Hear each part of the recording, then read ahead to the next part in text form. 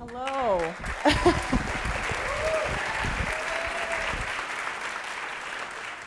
I am incredibly excited to be here with you guys today. I'm also very honored, honestly, to share the stage with such extraordinary people. Unfortunately for you guys, I'm probably the least extraordinary person today, but I have a story I want to tell you guys, a real, true story from my actual life. But before we get into my story, I want to address perhaps some assumptions about me. This is me. Hello. I know what I look like. You know what I mean? I know I look like a Karen. Or, I don't know, I feel like I look like someone that perhaps went to a B-level prep school, or I played a fake sport like field hockey and wore fleece vests year-round. You know, this could be me. This easily could be me, no doubt. I also know I look and sound like someone who would like angrily ask to see your manager at a JCPenney. But all those assumptions are false, because I am actually from Caracas, Venezuela. Thank you. Oh my God. That is not usually the reaction I get. Usually the reaction I get is as if I was like David Blaine and I just pulled off the most insane magic trick. So like, kind of like this. I'm from Caracas, Venezuela. Oh my God, what? Replayed over and over again. The other type of reaction I get when I say I am from Caracas is the like well-meaning, ignorant reaction. You know what I mean? It's the ones that go kind of like, oh my God, Venezuela, like it must be so beautiful down there and gorgeous. Another type of those reactions are maybe like, oh my God, I just went to Cancun last year.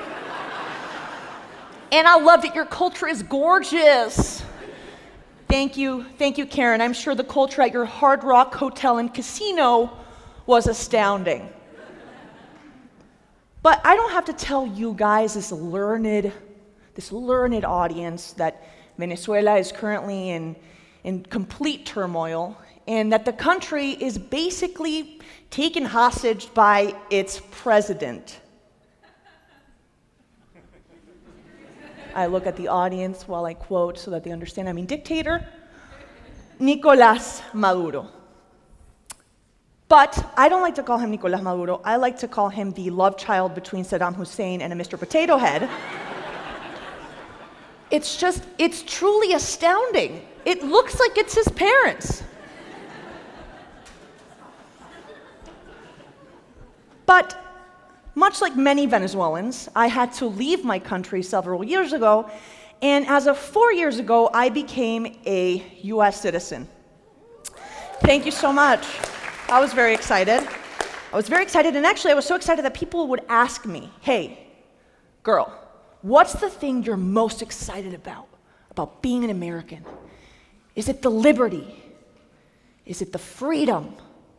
Is it the swearing frozen yogurt is healthy? Is it the voting? And I always say, you must be joking, Americans don't really vote.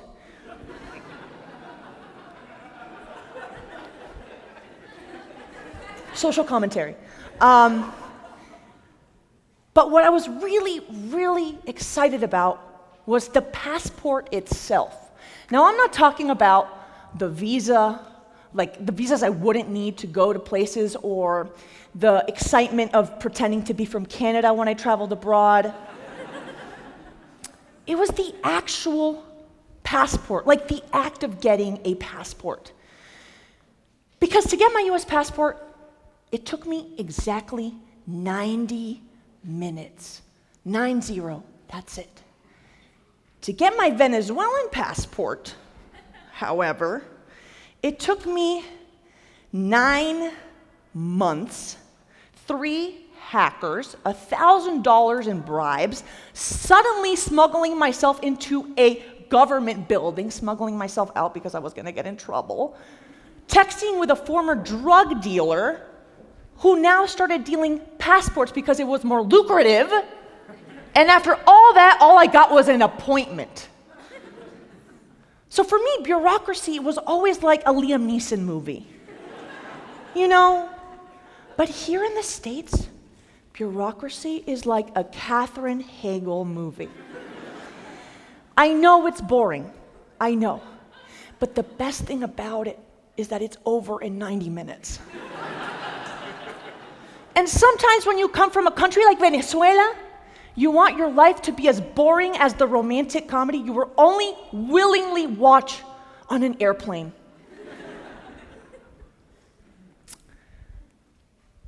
So after I went through the plot points of Taken 1, 2, and 3, I get my appointment with a government agent, okay, for my passport. Now let me paint the picture for you guys. The stakes are pretty freaking high, okay? Because if I don't get this passport now, I can't go to college in the States, okay? So after a 7-hour line, I finally sit in front of Victor, the government agent, whatever, that was basically in charge of my entire destiny, and who was also wearing a shirt three sizes too small for his body. Sitting in front of him, and I'm doing everything I can to just not piss him off. You know, he's the final barrier for my freedom.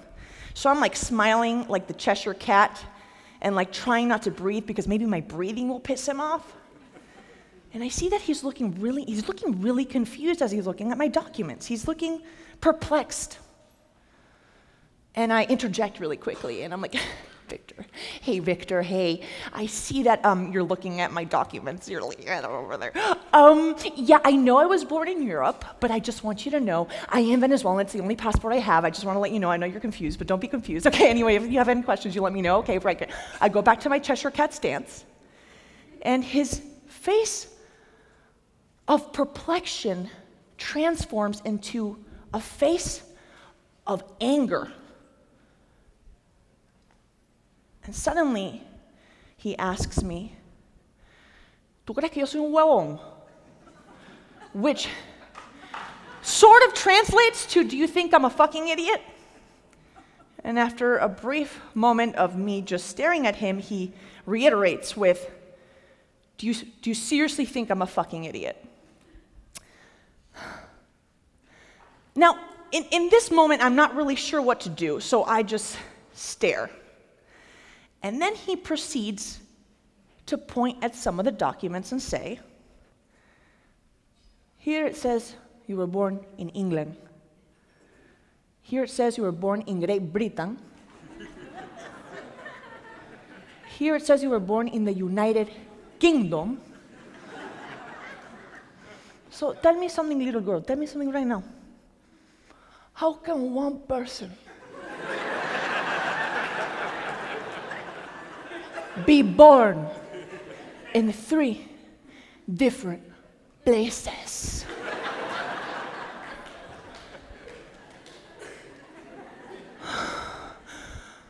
So I didn't know what to do, because maybe if I was in the States, I would be like, I want to talk to your manager, you know what I mean?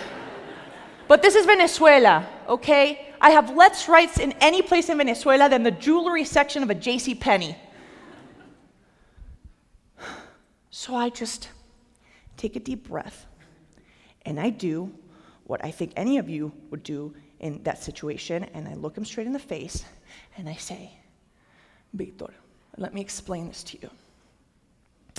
I have $20 in my pocket.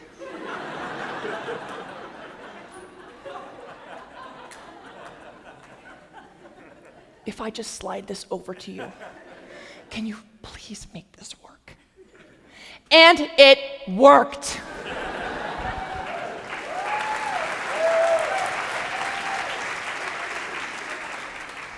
I got my passport. I got on a plane. I arrived to Boston, Massachusetts, where I wore fleece vests year-round and played fake sports like field hockey.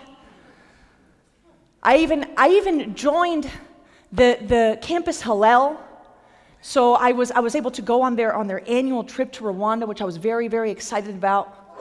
Now this is the part in the Taken movies where you think everything is fine, like in the third act, but the producers wanted to make a sequel, so they made it a little bit more difficult for you.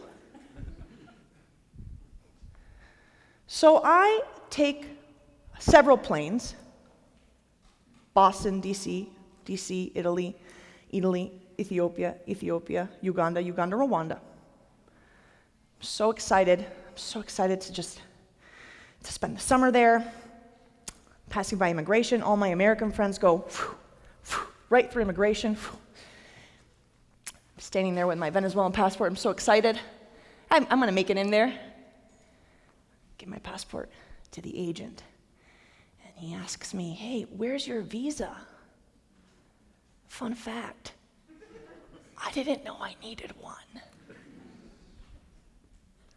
So I'm like, I didn't think I need one. I had no idea. He was like, well, we're gonna need you to get deported pretty much immediately. So they were setting up my flight to get back home. I was crying, I was freaking out. 3 people, I guess his manager, the other manager came by, and they were basically looking at my passport. And they're looking at a particular part in my passport, a particular place on my passport. I want to take you guys back briefly to my meeting with Victor, where I gave him the 3 options of where I was born. What do you think Victor chose? Let's take a look at my passport. Please ignore the fact I look like Lindsay Lohan circa 2011.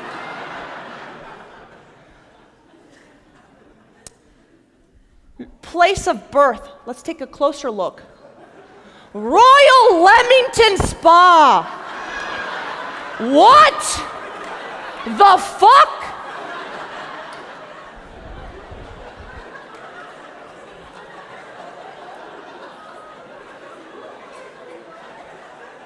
That is the tiny, tiny town I was born in. It has like 5,000 people in it. No one knows what that is, thankfully.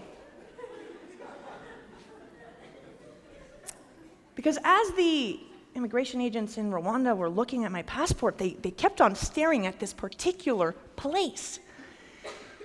I see them whispering to each other, and then one of them looks at me, and he's like, Royal Leamington Spa. Are you royal?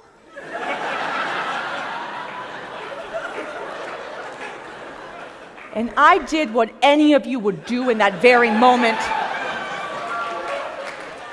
And I looked at him right in the face, and I took a deep breath, and I explained to him, yes. And I made it in. Thank you.